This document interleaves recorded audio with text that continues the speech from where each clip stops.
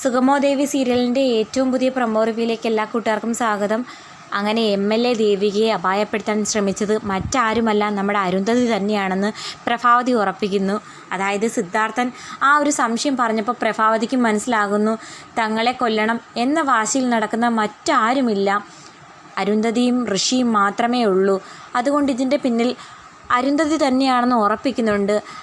ഒന്നാമത് ദേവികയോട് നല്ല വിരോധമുണ്ട്. രാധാമണിയെ വീട്ടിൽ നിന്ന് അടിച്ചിറക്കി വിട്ട സമയത്ത് നമ്മുടെ ദേവികയാണെങ്കിൽ അരുന്ധതിയെ വീട്ടിൽ വിളിച്ചു വരുത്തി അപമാനിച്ചു വിട്ടല്ലോ. അത് മനസ്സിൽ പക പോലെ കണ്ട അരുന്ധതി അവിടെ വെച്ച് തന്നെ പറഞ്ഞിരുന്നു ഇതിന് പ്രതികാരം ചെയ്യാതെ താൻ അടങ്ങിയിരിക്കില്ലെന്ന്. എല്ലാം കൂടി കൂട്ടി ആലോചിക്കുമ്പം അരുന്ധതിയാണ് ഇതിൻ്റെ പിന്നിൽ നിന്ന് മനസ്സിലാക്കിയ പ്രഭാവതി നമ്മുടെ അരുന്ധതിയെ കോൾ ചെയ്യുന്നുണ്ട്. ഒരു MLA അപായപ്പെടുത്താൻ നീ ശ്രമിച്ചത്, അതിൻ്റെ ഭവിഷ്യത്ത് നീ ഉദ്ദേശിക്കുന്നതിലും വളരെ വലുതായിരിക്കും. നീ ചെയ്ത ഈ പ്രവൃത്തിയുടെ ഫലം അധികം താമസിക്കാതെ നീ അനുഭവിച്ചിരിക്കും എന്നൊക്കെ പറഞ്ഞ് പ്രഭാവതി കോൾ കട്ട് ചെയ്യുന്ന സമയത്ത് അരുന്ധതിയാണെങ്കിൽ CPയോട് ചോദിക്കുന്നു, എന്തൊക്കെയാണ് ഈ പ്രഭാവതി പറയുന്നത്? ദേവികയെ അപായപ്പെടുത്താൻ ആരാ ശ്രമിച്ചത്? CPക്ക് വല്ല അറിവുണ്ടോ? ഇതിൻ്റെ പിന്നിൽ ഋഷിയാണോ എന്നൊക്കെ ചോദിക്കുന്ന സമയത്ത് CP പറയുന്നുണ്ട്, ഋഷിമോൻ ത്യാഗരാജനുമായിട്ട് ഒരല്പം കൂട്ടുകെട്ടൊക്കെ ഉണ്ട്.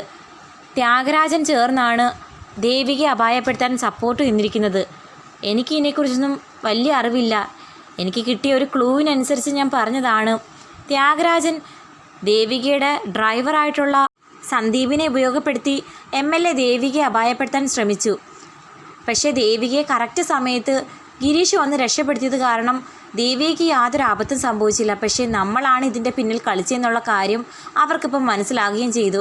ഞാൻ ഋഷിയോട് അപ്പോഴേ പറഞ്ഞ് അവിവേകമൊന്നും കാണിക്കരുതെന്ന്. MLA ആയിട്ടുള്ള ഒരു പെൺകുട്ടിയെ അപായപ്പെടുത്താൻ പോകുന്നതിന് മുമ്പിട്ട് ഒരല്പം പ്ലാനിങ് ഒക്കെ വേണ്ടേ? എന്ത് ചെയ്താലും മണ്ടത്തരം ചെയ്യുന്ന ആ ത്യാഗരാജൻ്റെ വാക്ക് കേട്ട് ഇനി അവൻ എന്തൊക്കെ കാട്ടിക്കൂട്ടാൻ പോകുന്നു എന്നൊക്കെ പറഞ്ഞ് ടെൻഷൻ അടിച്ച് നിൽക്കുന്നുണ്ട് അരുന്ധതി. അതേസമയം ചന്ദ്രോത്ത് വീട്ടിൽ ഭയങ്കര ചർച്ചകൾ നടക്കുന്നു. ദേവികയെ ഇങ്ങനെ കൊലപ്പെടുത്താൻ ശ്രമിച്ചതിൻ്റെ പേര് ഇനി ദേവികയ്ക്ക് എന്തായാലും ഒരു സംരക്ഷണത്തിൻ്റെ ആവശ്യമുണ്ട്. അപ്പം സിദ്ധാർത്ഥനാണെങ്കിൽ നന്ദനോട് പറയുന്നുണ്ട്, എന്തായാലും നിനക്ക് പ്രത്യേകിച്ച് ജോലിയൊന്നും ഇല്ലല്ലോ, ഇനി ദേവികയ്ക്ക് എന്ത് പ്രോഗ്രാം ഉണ്ടെങ്കിലും നീയും കൂടെ പോകണം, അവളുടെ ജീവൻ ഇപ്പോൾ ആപത്തിലാണെന്നൊക്കെ പറയുന്ന സമയത്ത് രജനിക്കാണെങ്കിൽ അത് ഒട്ടും ഇഷ്ടപ്പെടുന്നില്ല. അച്ഛൻ എന്ത് വർത്താനാണ് പറയുന്നത്? ഇപ്പോഴേ നാട്ടുകാർ പറയാൻ തുടങ്ങി MLA ദേവികയുടെ ഭർത്താവ് ചെമഞ്ഞ് ഒരു ജോലിയും കൂലിയും ഇല്ലാതെ പിന്നാലെ നടക്കുവാണെന്ന്. എന്തുകൊണ്ടാണ് അച്ഛൻ ഇങ്ങനെയൊക്കെ പറയുന്നത്? അച്ഛൻ്റെ മകൻ തന്നെയല്ലേ നന്ദൻ എന്നൊക്കെ ചോദിക്കുന്ന സമയത്ത് പ്രഭാവതി ഭയങ്കരമായിട്ട് ചൂടാവുന്നുണ്ട് രജനിയോട്. നീ എന്തൊക്കെയാ ഈ പറയുന്നത്? വാക്കുകൾ പറയുമ്പോൾ സൂക്ഷിച്ച് പറയണം. ഞാൻ പറയുന്നതിൽ എന്താ തെറ്റ്? ഇപ്പോഴേ ആളുകൾ ഓരോന്നും കുറ്റം പറയാൻ തുടങ്ങി. ഇനി നന്ദൻ ദേവികയുടെ പിന്നാലെ നടക്കുമ്പം അത് പൂർത്തിയാകില്ലേ എന്നൊക്കെ പറഞ്ഞ് രജനി ദേഷ്യപ്പെട്ടു പോകുന്ന സമയത്ത് ദേവിക പറയുന്നു, ചേച്ചി പറഞ്ഞതിലും അല്പം കാര്യമുണ്ട്. എൻ്റെ കൂട്ടിന് എപ്പോഴും നന്ദൻ എൻ്റെ പിന്നാലെ നടന്നു കഴിഞ്ഞാൽ നന്ദന് നന്ദൻ്റേതായിട്ടുള്ള കാര്യങ്ങളില്ലേ, ഒരു ജോലി കണ്ടെത്തണം, അപ്പോഴൊക്കെ അതൊരു ബുദ്ധിമുട്ടാകുമെന്ന് പറഞ്ഞ് ദേവിക അങ്ങ് നിൽക്കുന്ന സമയത്ത് നന്ദൻ ചോദിക്കുന്നു, താനെന്താ ഈ പറയുന്നത്? രജനി ചേച്ചി പറഞ്ഞതുപോലെ മറ്റുള്ളവരെന്തെങ്കിലും പറയുമെന്ന് പേടിച്ചിട്ടാണോ? എനിക്കങ്ങനെ ഒരു പേടിയില്ല എന്ന് നന്ദൻ പറയുമ്പം അത് ശരിയാവില്ല നന്ദു എന്ന് പറഞ്ഞ് ദേവികയാണെങ്കിൽ അങ്ങ് പോകുന്നു. എല്ലാം കൂടി കേട്ടും അറിഞ്ഞും നമ്മുടെ സിദ്ധുവും പ്രഭാവതിയും ആകെ തകർന്നിരിക്കുന്ന സമയത്ത് റൂമിലേക്ക് നന്ദനാണെങ്കിൽ ചെന്ന് ദേവികയെ സമാധാനപ്പെടുത്താൻ ശ്രമിക്കുന്ന സമയത്ത് ദേവിക പറയുന്നുണ്ട്, നന്ദു ഒന്നും പറയണ്ട, നന്ദു ശരിക്കും എൻ്റെ പിന്നാലെ ഇങ്ങനെ നടക്കുന്നത് കാരണം എൻ്റെ ജോലിയെ തന്നെ ബാധിക്കുന്നു. സിനിമയ്ക്കും മറ്റു കാര്യങ്ങൾക്കുമൊക്കെ ഇടയ്ക്കിടയ്ക്ക് വിളിക്കുന്നത് കാരണം ശരിക്കും പറഞ്ഞാൽ എനിക്ക് എൻ്റെ ജോലി മര്യാദയ്ക്ക് ചെയ്യാൻ പറ്റാത്ത അവസ്ഥയാണ്. നന്ദനൊന്ന് മനസ്സിലാക്കണം എന്നൊക്കെ പറയുമ്പോൾ നന്ദുവിനാണെങ്കിൽ ഭയങ്കര വിഷമമാകുന്നു. ദേവികയുടെ പിന്നാലെ നടക്കുന്നത് ദേവികയ്ക്ക് സന്തോഷമായിരിക്കുമെന്ന് വിചാരിച്ചാണ് നന്ദനാണെങ്കിൽ ജോലി പോലും നോക്കാതെ പിന്നാലെ നടന്നത്. ഇപ്പോൾ ഇങ്ങനെയൊക്കെ പറയുന്നത് കേട്ടിട്ട് നന്ദന് സഹിക്കാൻ പറ്റുന്നില്ല. അതേസമയം ചന്ദ്രമതി ആണെങ്കിൽ മുരളിയെ വീട്ടിലേക്ക് വിളിച്ചു വരുത്തുന്നുണ്ട്. മറ്റൊന്നിനും വേണ്ടിയിട്ടല്ല, ദേവികയ്ക്കുണ്ടായ ഈ ഒരു ആപത്തിനെക്കുറിച്ച് അറിഞ്ഞ ചന്ദ്രമതിക്കാണെങ്കിൽ ആകെ പേടിയാകുന്നു. ദേവികയുടെ ജീവൻ ആപത്തിലാണ്, അരുന്ധതി നിസ്സാരക്കാരിയല്ല എന്നുള്ള കാര്യം മനസ്സിലാക്കിയ ചന്ദ്രമതി ആണെങ്കിൽ മുരളിയോട് ഒരു അഭ്യർത്ഥന പറയുന്നു. ഏത് സമയവും മുരളി ദേവികയുടെ കൂടെ കാണണം, എന്തായാലും ഗൾഫിലേക്ക് ഇനി ഉടനെ തിരിച്ചു പോകില്ലെന്ന് അറിഞ്ഞു.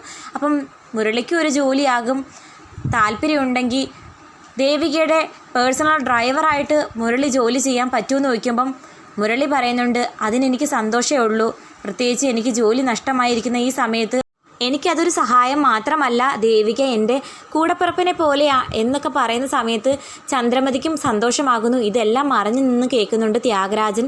ത്യാഗരാജൻ്റെ മനസ്സിൽ ഇടുത്തി പോലെ ആ വാർത്ത കേൾക്കുമ്പോൾ ത്യാഗരാജൻ ഒരു കാര്യം മനസ്സിലാകുന്നു. മുരളി എപ്പോഴും കൂടെ ഉണ്ടെങ്കിൽ ദേവികയെ അങ്ങനെ നിസ്സാരമായിട്ടൊന്നും തട്ടിക്കൊണ്ടുപോകാനോ അപായപ്പെടുത്താനൊന്നും പറ്റില്ല. ഇനി എങ്ങനെ തൻ്റെ പ്ലാൻ നടപ്പാക്കുമെന്നുള്ളൊരു ടെൻഷനാണ് ത്യാഗരാജൻ്റെ മനസ്സിൽ.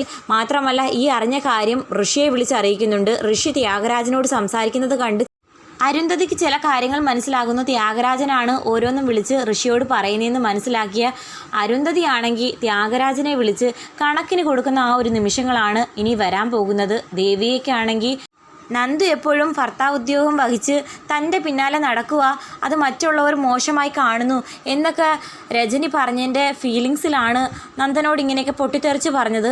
ഇതിനി നന്ദൻ ഏതർത്ഥത്തിൽ കണക്കാക്കുമെന്നൊക്കെ കാത്തിരിക്കാം.